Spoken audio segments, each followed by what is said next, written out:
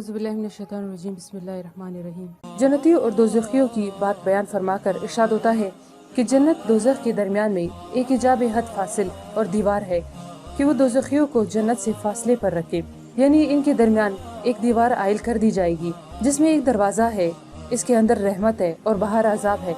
इसी का नाम एराफ है। एराफ अर्फ की जमा है। ऊंची ज़मीन को अरब में अरफा कहते हैं, इसीलिए मुर्ख के सर की कलंग भी अरब में हरफुल यदक कहा जाता है क्योंकि ऊंची जगह होती है। इब्न अब्बास रज़ी अल्लाह ताला अन्हा फरमाते हैं, ये एक ऊंची जगह है जन्नत और दोज़ख के दरमियान जहाँ कुछ लोग रोक दिए जाएंगे।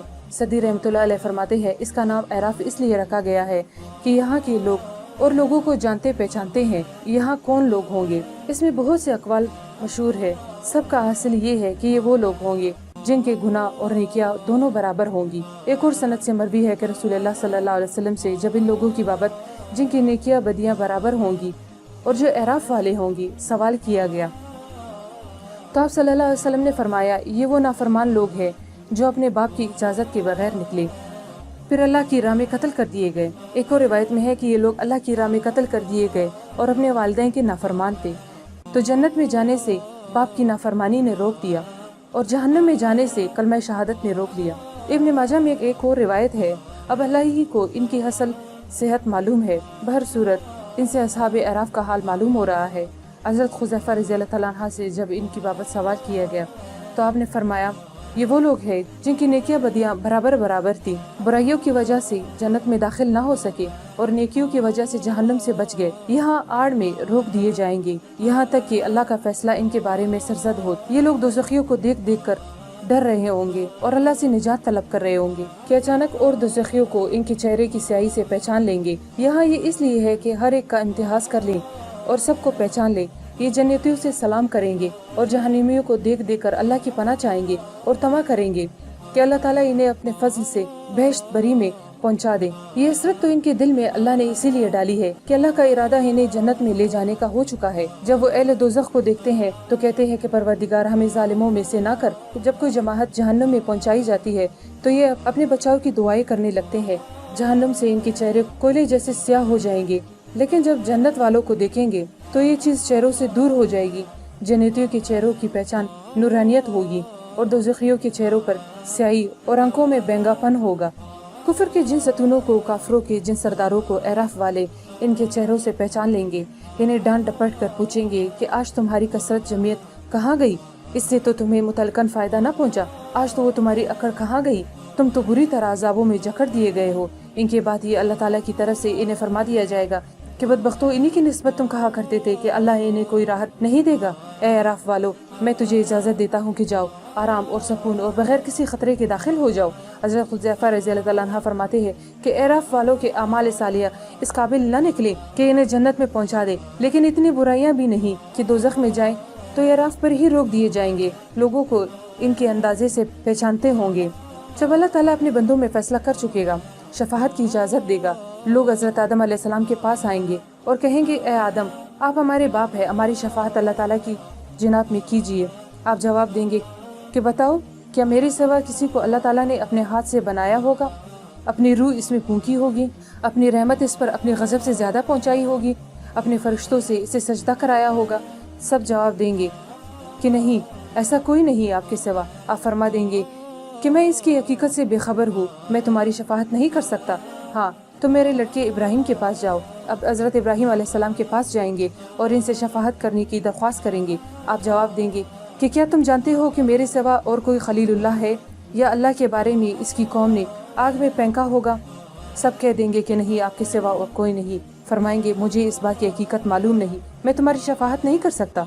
अब इनका रब इनकी तरफ देखेगा और फरमाएगा कि जाओ जन्नत में दाखिल हो जाओ, मैंने तुम्हें बख्शा। हज़रत इब्न मसूद रहमतुल्लाह अलैह फरमाते हैं, क़यामत के दिन लोगों का हिसाब होगा। किसी शख्स की भी एक नेकी भी अगर बुराई से बढ़ गई तो वो दाखिल जन्नत ना होगा, और अगर किसी की एक बुराई भी नेकी से ज़्यादा हो गई तो वो दोज़ख में जाएगा। और फिर फरमाया कि एक राई के दाने के बराबर की कमी और ज़्यादती से मीज़ान का पलड़ा हल्का और भारी हो जाता है। और जिनकी नेकियां बदियां बराबर बराबर हुई, ये एराफ वाले लोग होंगे। ये ठहरा लिए जाएंगे और जन्नती दोज़खी मशहूर हो जाएंगे। ये जब जन्नत को देखेंगे تو اہل جنت پر سلام کریں گے، اور جب جہنم کو دیکھیں گے تو اللہ سے پناہ طلب کریں گے۔ نیک لوگوں کو نور ملے گا اور ان کے آگے اور ان کے دائیں بائیں موجود رہے گا۔ ہر انسان کو، خواہ وہ مرد ہو خواہ وہ عورت ہو، ایک نور ملے گا، لیکن پورے صراط پر منافقوں کا نور چھین لیا جائے گا۔ اس وقت سچے مومن اللہ سے اپنے نور کی باقی رہنے کی دعائیں کریں گے۔ اعراف والوں کا نور چھینا نہیں جائے گا، وہ ان کے آگے آگے موجود ہوگا، انہیں جنت میں جانے کی طمع ہوگی۔ لوگوں، ایک نیکی 10 گنی کر کے لکھی جاتی ہے اور برائی اتنی ہی لکھی جاتی ہے جتنی کی وہ ہو۔ افسوس ہو ان پر جن کی اکائیاں دہائیوں پر، یعنی کہ برائیاں ان کی بھلائیوں پر غالب آ جائیں۔ حضرت ابن عباس رضی اللہ تعالیٰ عنہ کا فرمان ہے کہ اعراف ایک دیوار ہے جو جنت اور دوزخ کے درمیان ہے۔ اصحاب اعراف وہی ہوں گے جب انہیں عافیت دینے کا اللہ کا ارادہ ہوگا اور حکم ملے گا کہ انہیں نہر آیات کی طرف لے جاؤ۔ اس کے دونوں کناروں پر سونے کے خیمے ہوں گے جو موتیوں سے مرصع ہوں گی۔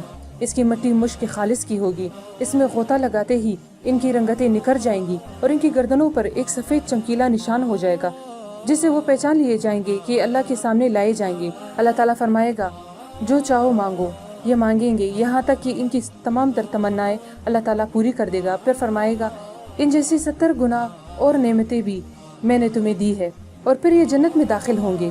وہ علامت ان میں موجود ہوگی، جنت میں ان کا نام مساکین اہل جنت ہوگا، یعنی یہ لوگ جنت میں سب سے مسکین درجے والے جنتی ہوں گے۔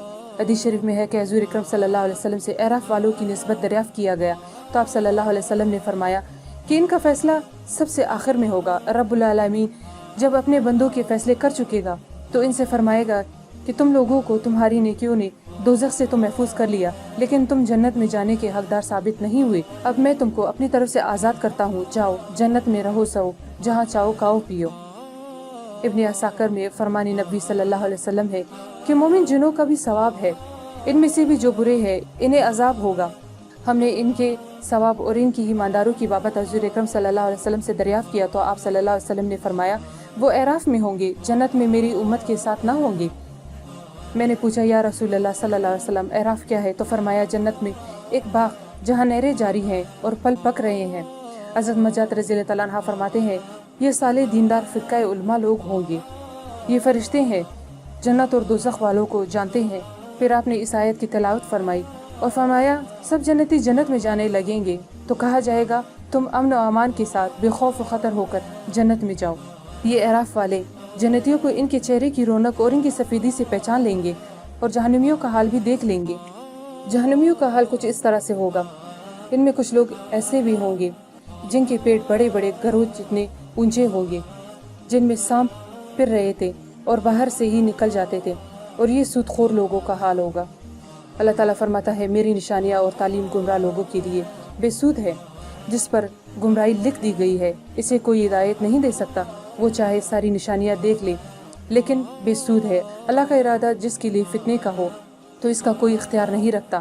اللہ کا حکم تو یہی ہے کہ آسمان اور زمین کی میری بے شمار نشانیوں پر غور و فکر کیا کرو، لیکن یہ ظاہر ہے کہ آیات اور ڈراوے بے ایمانوں کے لیے سود مند نہیں ہے۔